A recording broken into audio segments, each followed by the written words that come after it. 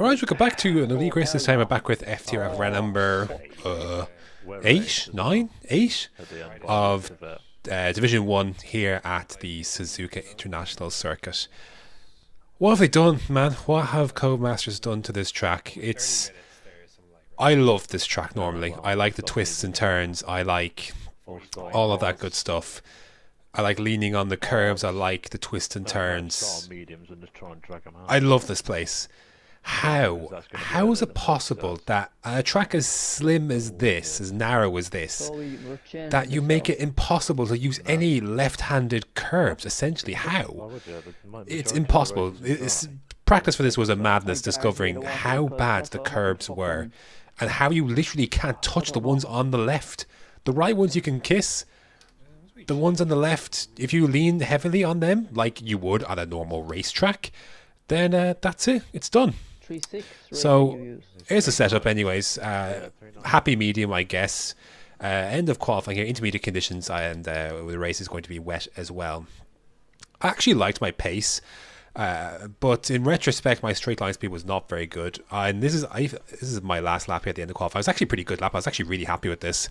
I feel like I extracted everything I could there, but honestly I wanted a pointy car that I could direct through the S's and know exactly where it's going, and more so where it's not understeering into the curbs and into spins.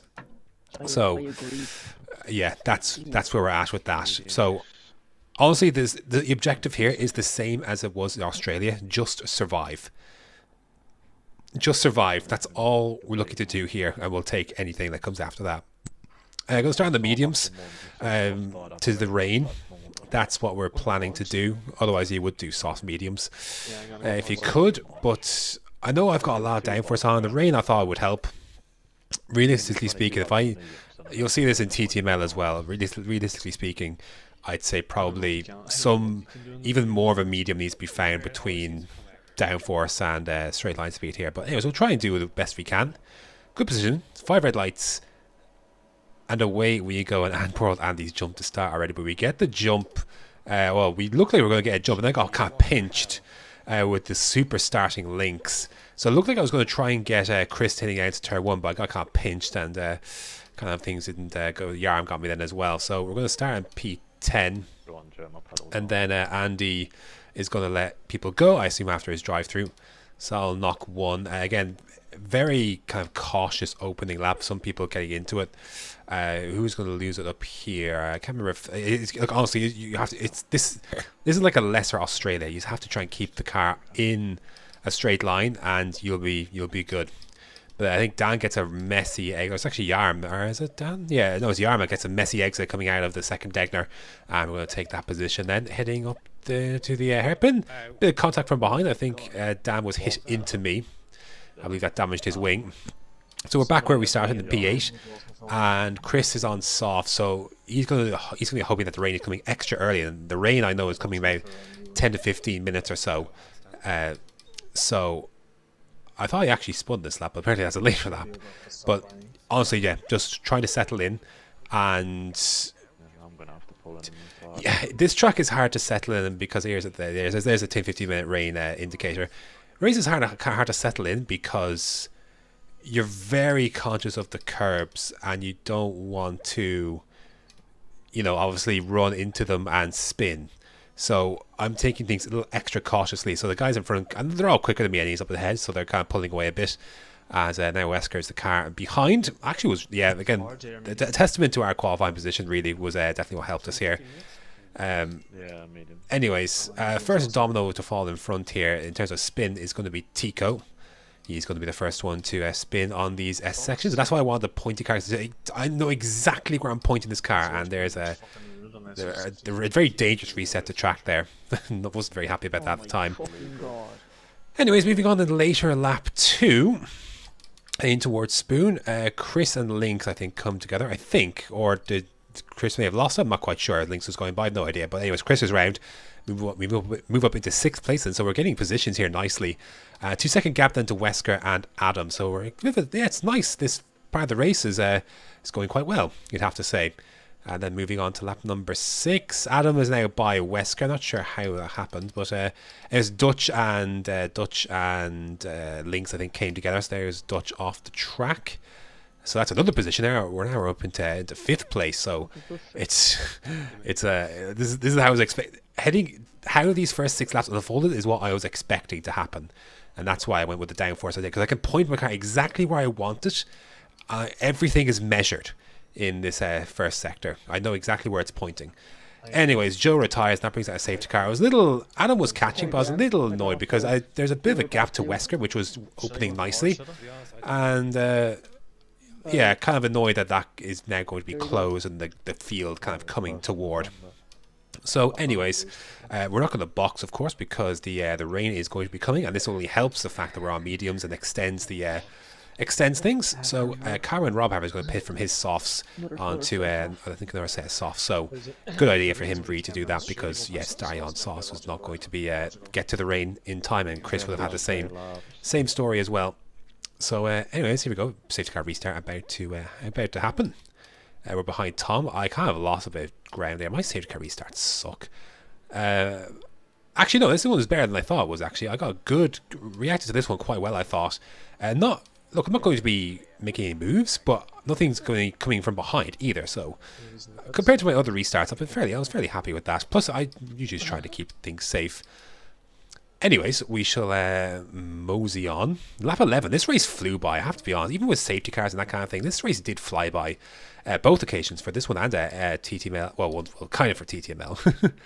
Lap 13, the rain has come. I debated whether I would box this lap. I decided, nah, not going to do that. Adam, however, is going to come by here, DRS, and these changing conditions. Karen Rob, I didn't really want to fight either, because let him go.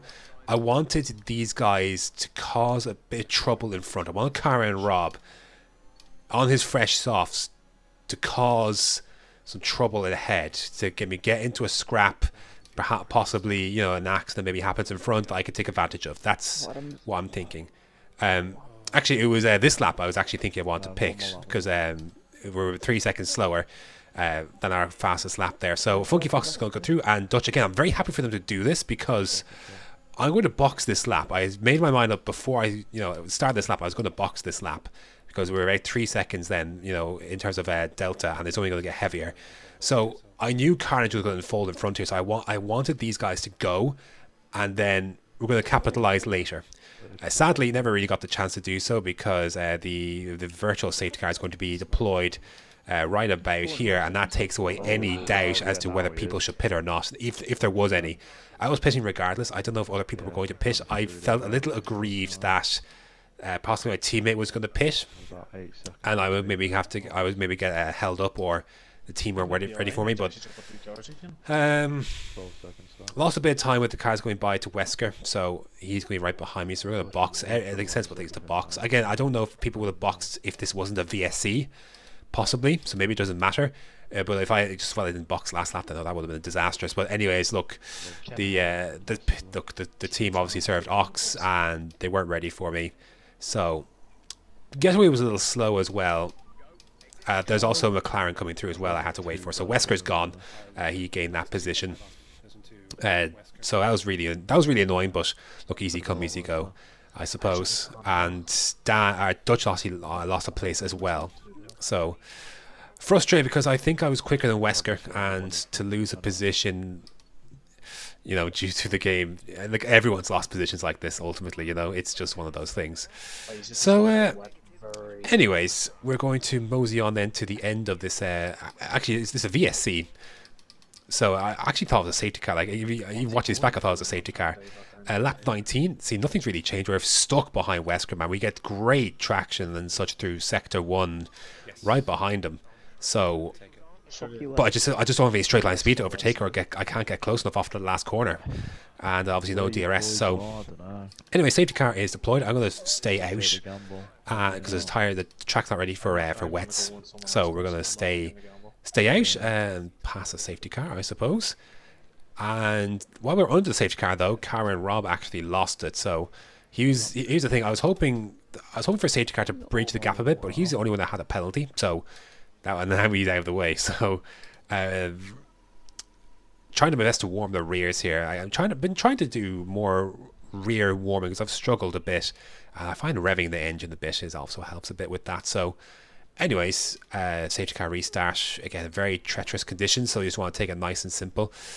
Heading on to lap 24, and really nothing happened again. I think I was quicker than Wesker, but I just couldn't do anything in these conditions about it. So, yeah, P7 would have been a nice reward for making it through here, but yeah, unfortunate to lose the position in the pits. But like I said, everyone's lost positions like that, haven't they? So, and I'm sure I've gained a few that I can't remember actually top of my head if I've ones that I've gained from a result of that. But look, easy come, easy go.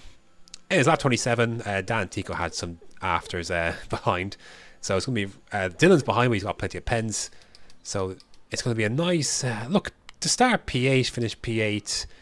I guess is fine. I don't know. The stewards report isn't out yet, so I don't know if anything changed with that.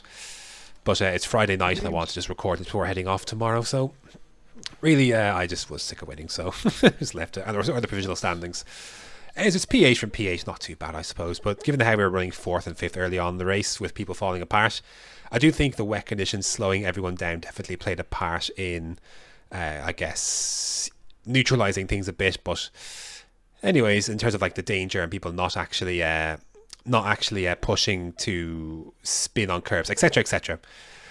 Anyways, that's going to do it for round number 8, I think, of FTRL Division 1. Next up is Belgium. So, which I didn't get to do the other week in TTML, but hopefully we should go well there. So, yeah, thanks for watching, and until next time.